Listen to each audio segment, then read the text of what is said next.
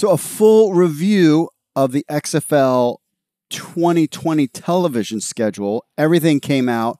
Let's go into what the schedule is. So week 1 is February 8th. Basically what happens is Saturdays and Sundays. Saturday, 2 p.m. on ABC, 5 p.m. Eastern. This is all Eastern times on Fox. Then Sunday, February 9th, 2 p.m. Fox and 5 p.m. on ESPN. If you look at the weeks, it fluctuates a little bit on Sundays. You're just going to have to check out the schedule. It's on xflnewshub.com. Some interesting tidbits. Of course, we got the first inaugural game will be on ABC with the following game at 5 p.m. on Fox Sunday. It'll be the 2 p.m. Will be another game on Fox followed by a game on ESPN. So Fox, ABC, ESPN, Fox Sports 1. That's your television where you can find the XFL. That is a blockbuster announcement. This is on regular television all the time, not the NFL Network, not BR Live, which they didn't even have any of the Spring League games on. This is huge. I don't understand how you can't pretty much get any better than this, aside from ABC and CBS maybe, that you can get any better than this blockbuster of a lineup. Now, the Sunday games switch up throughout the season, and unlike the AAF, most people have these channels, and they're easy to find, something that XFL CEO Oliver Luck had stressed the importance of during recent interviews. Now, Week 9 will be our first Thursday night matchup at 8 p.m. on Fox. This will be the XFL's first primetime game, and one would assume there's some flex scheduling involved, meaning that the top matchup of the week will be on primetime rather than having a game already scheduled, just like the NFL does. The matchup would be important for ratings. You don't want to see two bad teams, clearly. So I would assume that those are subject to change, and it says that on the list.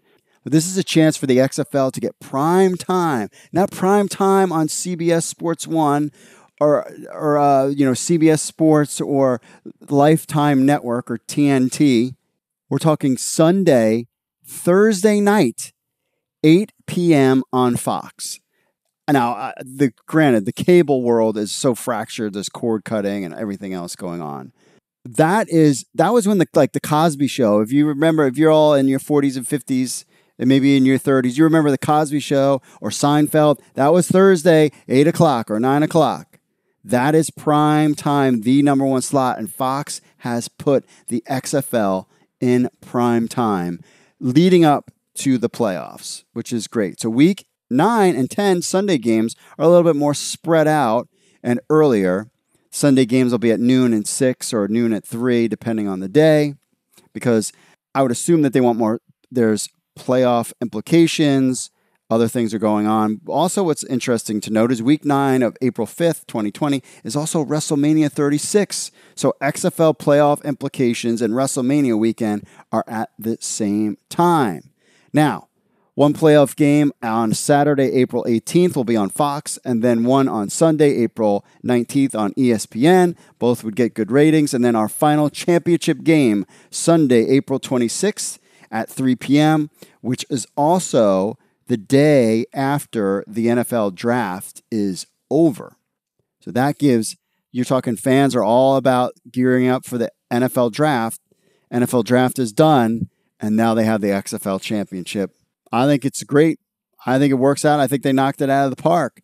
Now, some questions still remain. Of course, when will the team names and logos be announced? We're predicting in June timeframe. When will the team schedules be released? We want to know that. When is the certain team, when is DC going to play LA? That whole thing. Where will the championship game be played? I mean, are we going to be playing this in New York? Are we going to play this in DC? Are we going to play it in Hawaii?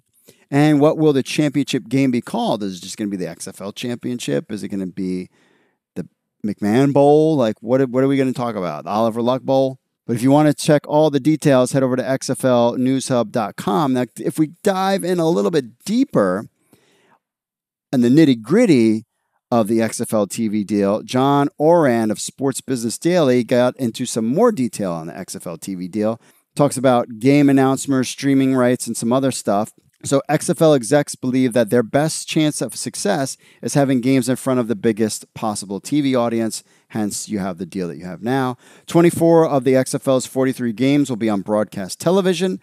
The networks are not paying a rights fee. This deal is not like the NFL's TV deals. So what that means is, like right now, NBC or Amazon pays billions of dollars to have the rights to air NFL TV. The XFL is new, and if you think that they would get some kind of deal without even taking a snap, you're crazy.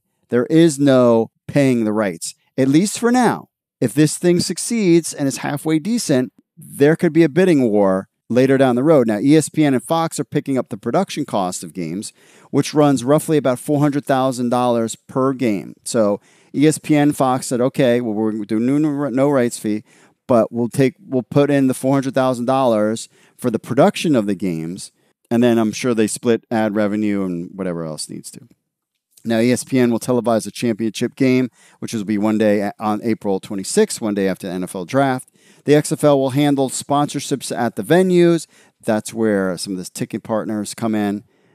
ESPN and Fox will hold streaming rights to XFL games. So if you're a cord cutter, like myself, and you want to watch these games later, you can, as long as you have the ESPN app or the Fox app, I assume that you'll be able to watch these games potentially live, if not definitely replays. Now, it would be nice to have one XFL network like the WWE network where we could watch these things like the NFL network. I would assume, hey, let's wait and see how this plays out, but that could be a possibility too. The ABC and Fox networks will cross-promote games during their broadcast, which is a good. And all four networks will be picking their own game announcers. So it's up to them. It's free reign. Are we going to see NFL guys cross over into XFL guys, or XFL is going to have their own guys? It'd be really interesting to see who is part of the broadcast and game announcers, which is another fun thing that we get looked forward to down the road. Now, they also mentioned that there was lots of lessons learned from the failed AAF, which helped them as part of this deal. One thing to take note, Burke Magnus, ESPN Executive VP of Programming and Scheduling, told Orand, quote, "Spring football is going to work. The combination of Vince McMahon, WWE, Fox, and Disney is an incredible one to take a really hard run at this and see if that's not the combination that finally makes it work." Now, Fox and ESPN are heavily partnered with the NFL. A successful XFL launch could impact TV negotiations with the NFL in the future.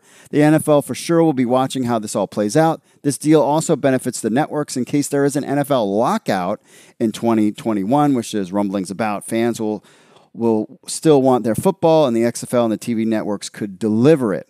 Remember, Burt Magnus, spring football is going to work. They think that, and people have tried and failed, but they think they have the combination to make spring football work for the long term.